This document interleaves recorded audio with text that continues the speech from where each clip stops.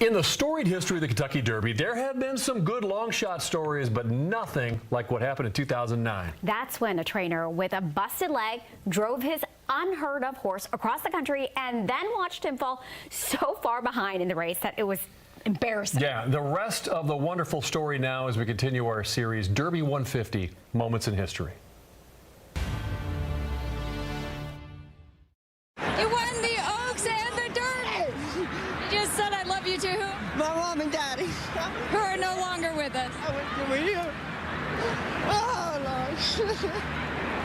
I could only be here to see what I accomplished in my life. To understand why Calvin Burrell was crying after the 2009 Kentucky Derby, you have to consider the $9,500 horse he rode had just been hauled across the country by a trainer with a busted leg driving a pickup truck. On Derby morning, Wave caught up with that 50-1 long shots trainer. Chip Woolley, who, by the way, I got to start off saying, drove nearly 1,500 miles from New Mexico to get here for the Derby. Yes, it was a long trip, but we're glad to be here and everything went real smooth.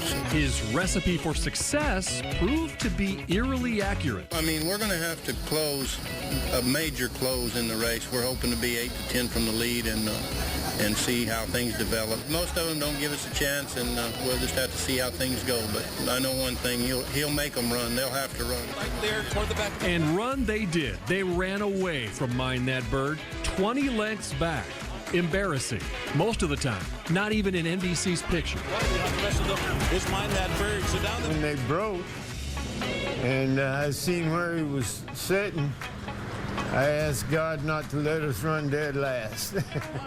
Then something happened turning for home that is hard to explain. The man begged me all week, Calvin, please just take him back. That's all he asked me.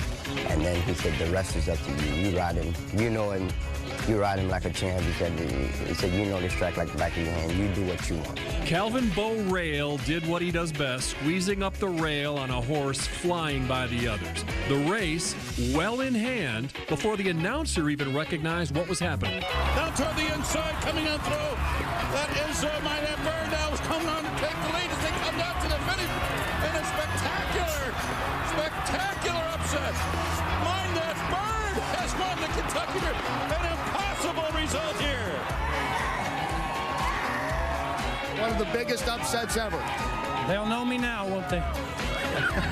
How long did it take to get here, Chip, in that drive? Oh, it's about, I don't know, 21 hours, but that's no matter. You know, maybe now somebody will talk about something other than the drive here. You fly home? Still with a chip on his shoulder, Chip Woolley refused to use his story as a crutch, and he hobbled off to his winning horse. Mr. Allen, your horse qualified for the Derby, the Kentucky Derby. They made a movie about it. You got one last shot.